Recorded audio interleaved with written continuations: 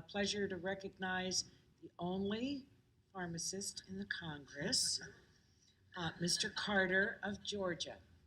Thank you, Madam Chair. Thank you, Madam Chair. Mr. Strait, I'm going to start with you. Dr. Bird just asked you earlier in this hearing about changing a drug from one schedule to another, and I wanted to expound upon that and ask you, you mentioned that it can be initiated in a number of different ways. What initiated the change from hydrocodone from a C3 to a C4, or from a C3 to a C2? Do you know? Yeah, there was a petition from a doctor. From a doctor. Why did it take so long? The opioid epidemic started in the early 1990s, lasted, and arguably the epitome of it was in 2006 to 10, and yet it took you until 2014 to initiate that, or to complete it, excuse me. Yeah, to complete it. So I believe that that petition came in 2000. So why did you have to wait on a petition? I'm sorry? Why did you have to wait on a petition? We don't have to wait on a petition. Then why, with the opioid epidemic being as bad as it did today,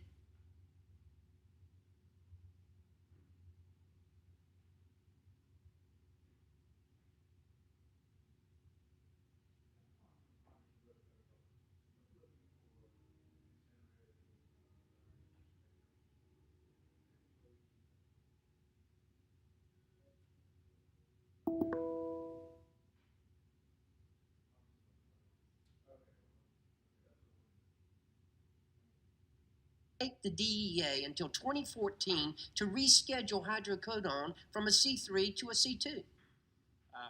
Well, actually, back when that petition came in, I would argue that a lot of folks in the medical community were actually concerned about access to opioids, and so a petition to reschedule marijuana, despite its potential for abuse and its actual abuse, kind of ran contrary to some of those other broader concerns by the medical community. Okay, Dr. Vokal, you and I have worked together for many years now, and I have great admiration for your work and great respect. You were asked earlier, I believe it was from Representative Castro, if marijuana is a gateway drug, and I'll have to be quite honest with you. You gave a very scientific response, something about sensitivity. Is marijuana a gateway drug in your opinion? And I ask you that as a psychiatrist. You understand.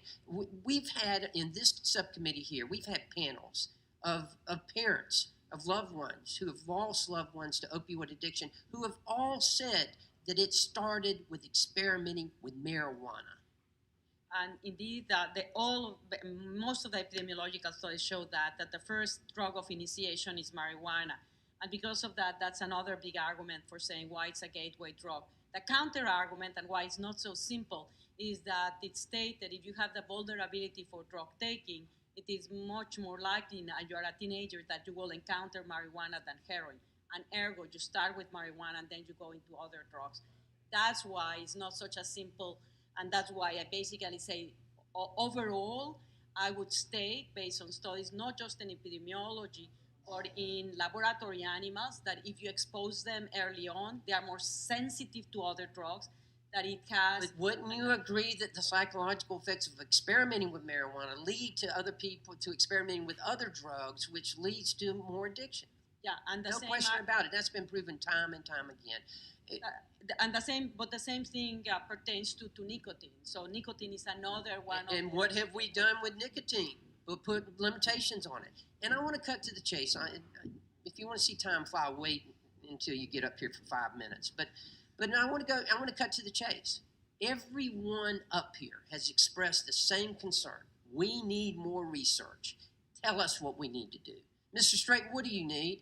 What do you need a Schedule 1A that's not going to have anything in it except for marijuana? That's fine with me. I'll create it. I'll legislate that. But tell me what it's going to take. Please. Two things. We have seen a 150% increase in the number of Schedule 1 marijuana researchers in the United States in the last 5 years. We are making progress. We want to do more, for sure.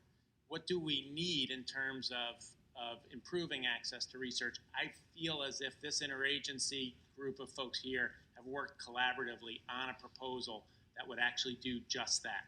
And that is that proposal you mentioned earlier about fentanyls? Or Correct. Absolutely. Yes. It's I- within the can context of you fentanyl. make sure we get a copy of that? I certainly. Because I want to see it, because we invite your input.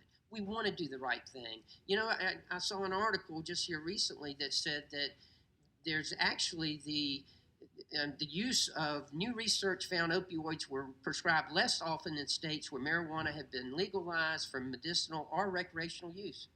You know, as a practicing pharmacist for many years, I've always said that the only thing worse for me than filling a prescription for someone who doesn't need it is not filling a prescription for someone who does need it.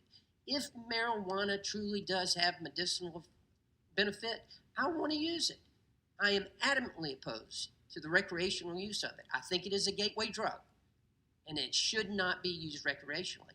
But if there are benefits to it, I want it to be used. All we want here, everyone has expressed the same thing throughout this whole hearing. Tell us how we can get this research done. Tell us how we can find out. It is the epitome of ineptitude that the federal government has it scheduled as a Schedule I drug, and 11 states have approved it recreationally. Embarrassing. Thank you, and I yield back.